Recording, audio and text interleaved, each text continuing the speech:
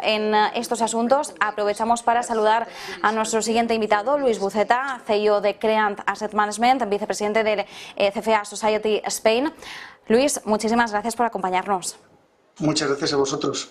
Bueno, ¿cómo estás viendo estas palabras de Jerome Powell? ¿Cómo crees que las está digiriendo, interiorizando el mercado? ¿Hay algo que te haya llamado especialmente la atención? Porque bueno, hay que señalar también un poco cuál era la reacción tan abrupta de Wall Street al conocer las palabras del comunicado inicial de Jerome Powell, y ahora también estamos viendo cómo van oscilando esos movimientos a medida que Jerome Powell habla en uno u otros términos, sobre todo cuando toca el tema del mercado laboral y las expectativas de inflación, o cómo van a seguir atajando la inflación mediante esas subidas de tipos. Por cierto, que el S&P 500 ya está cayendo más de un 1%, así que ahora mismo ya lo tenemos pues en esa vorágine de caídas. Pero bueno, ¿cómo resumimos todo esto? A mí lo que me está extrañando, de verdad, lo que me sorprende, es cómo el mercado pues, ha tenido que esperar a que Jerome Powell comente estos temas cuando en el fondo eran evidentes, ¿no? Ya desde hace prácticamente un mes que se publica aquel dato de creación de empleo en Estados Unidos, que básicamente triplicaba las estimaciones del consenso, y por otro lado, pues todos los datos de inflación que hemos ido conociendo posteriormente, más los PMIs del viernes pasado, vamos, era evidente que las presiones inflacionistas no van a remitir con la fortaleza de la economía, ¿no? Y que era evidente también que la política monetaria iba a tener que actuar o subiendo tipos de interés más de lo adecuado o estar más tiempo altos de lo adecuado, pero la realidad es que ese famoso pivot para que se estimaba al principio de año para el segundo semestre, quizás final de año, pues era inconcebible, ¿no? Entonces, la renta fija ya empezó la renta fija cotizada, o sea, quiero decir, los tipos de interés de mercado, la curva de tipos de interés ya empezaba a reflejar esa situación, y la renta variable pues iba especialmente a su ritmo, ¿no? Entonces era algo que, bueno, pues a mí no me encajaba para nada, y bueno, pues hemos tenido que esperar a que Jerome Powell pues realmente ponga los puntos sobre las íes y que el mercado reaccione.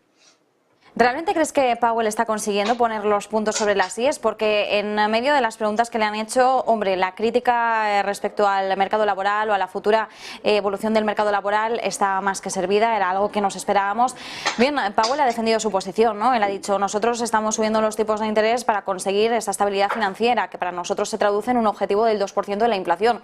No es que estemos intentando que aumente directamente la tasa de desempleo, pero desde luego lo que estamos intentando hacer es enfriar la economía. Entonces, aunque no esperamos con nuestras acciones que aumente significativamente la tasa de desempleo, desde luego un debilitamiento del mercado laboral va a ser inevitable, y eso es lo que también nos va a ayudar a conseguir ese objetivo del 2%. ¿Tú crees que con esa respuesta realmente ha conseguido convencer? A mí me parece bastante evidente, pero bueno, ya veremos a ver cuál es la reacción durante los próximos días. ¿Evidente por qué? Pues porque cuando la inflación tiene un componente estructural fuerte, y ese componente estructural viene sobre todo por inflación del sector servicios, el sector servicios, el sector servicios se ve muy ligado a la evolución del mercado laboral, y el mercado laboral está pues, en máximos históricos de empleo, mínimos de paro, y con subidas salariales generalizadas de 5 o 6%, pues es evidente que hace falta debilidad del mercado laboral para evitar que las presiones inflacionistas estructurales sigan por su camino, ¿no? Entonces, que igual se puede ser más contundente hablando, pues igual sí, pero vamos, a mí no me ha hecho falta entenderle perfectamente. Claro, entendemos también que además la posición ahora mismo de Jerome Powell es bueno, defender, ¿no?, el propio terreno de la Reserva Federal, defender las acciones acometidas hasta el momento. Se le ha preguntado también si realmente las herramientas de las que disponen son las más eficaces, ¿no? Y además, cuando hablamos de herramientas, pues hablamos de la principal, que es la subida de tipos para conseguir atajar la inflación.